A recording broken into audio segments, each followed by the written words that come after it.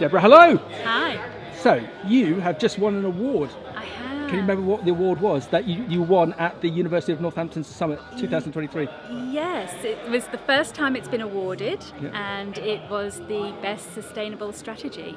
Yeah. So amazing. Okay, segue that into who are you and who are you representing, please? Okay, so I'm Deborah Taylor, and I'm the founder and managing director of the Sustainable Leather Foundation. I didn't know you were the founder. Yes, I created it. Yes, Carry on, I set up the foundation in 2020, having previously worked in the leather industry, managing an environmental stewardship group for 5 years.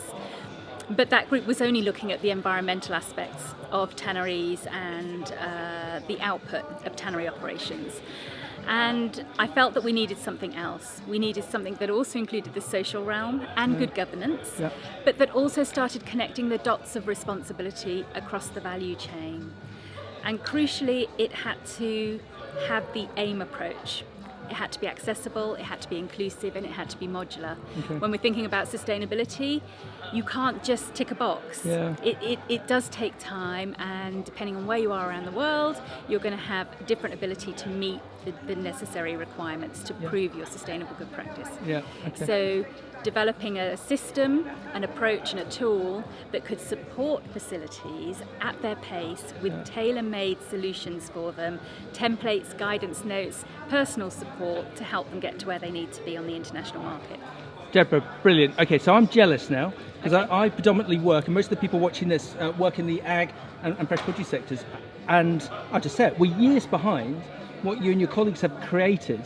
So let's just take that as a given, and I'll take all the negativity from that. But if you look at Deborah's and her colleagues' website, you'll see what I mean from this.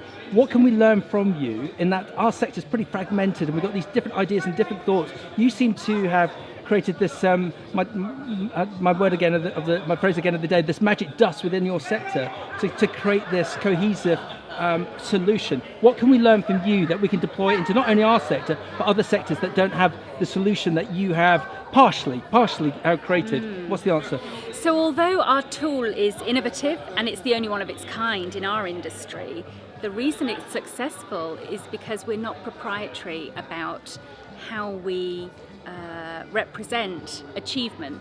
So we allow equivalency of other programs. As long as they're meeting a basic standard, we will allow equivalency. This avoids duplication of effort, it avoids duplication of cost and resource, and it gives everybody a common platform. So we put everything together into one window, one picture frame if you want, of good practice, and then anybody looking at that window can see, oh okay, they've already got this and this. Brilliant. We don't need to ask them to do something else.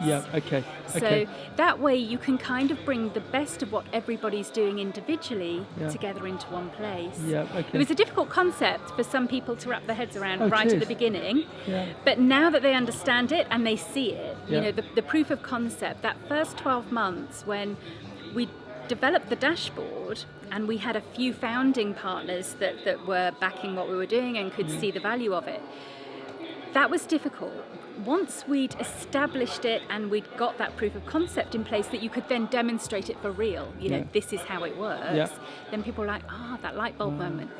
But it is really simple at its heart. I mean, a lot of hundreds and hundreds and hundreds of man hours have gone into the development, but it's actually quite simple. Okay.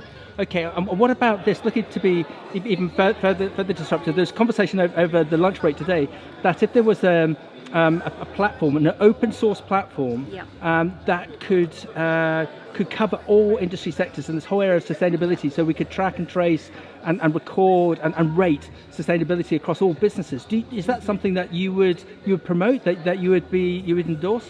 Yes and no. There are variances across industries, but the basic premise of the tool and the dashboard can be replicated for any industry.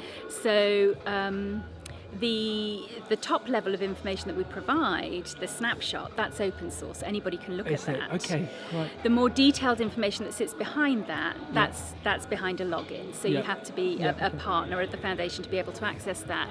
We have to have generation of revenue, even though Yeah, we're a yeah, not-for-profit. totally. Yeah. And that's the way that we can make sure that we can continue to do the work that we wanted. We're a completely self-funded foundation, Wow, so we've okay. had no financial Okay. support. And again, created by yourself. Okay. Yes. Okay, so if we lean on your organisation, your website, so that we can upskill the ag, fresh food sectors, we'll be in a better place, because it's all about collaboration. We need to learn from the likes of yourself. Hence why you're here. Hence why Exactly. you've won the award earlier today. Yeah, wonderful. I'm still made up about that. And yeah, the work that I've done with the UoN, a lot of that work was to do with the core component library, which is the UON's central repository of terms and definitions. Yeah. And so when we were working on the leather value chain pilot, we were looking at our terms and definitions and seeing if we could marry those with the existing ag terms and definitions, or transportation terms and definitions, so that we're creating one standard library that anybody can use. And so I think, the same with the dashboard. Although it's been built for the leather industry, its foundations can be used for any industry. And I've had people from textile ask me if I'll create one for them, and I'm like, still got quite a lot of work to do with the leather value chain at the moment, but it is possible. Okay, but you've definitely started something here. You've definitely started a movement. Hopefully. Starts off in leather. Let's see where it takes us. Hopefully, yeah. Deborah, you're fantastic. Thank you very much. Thank you.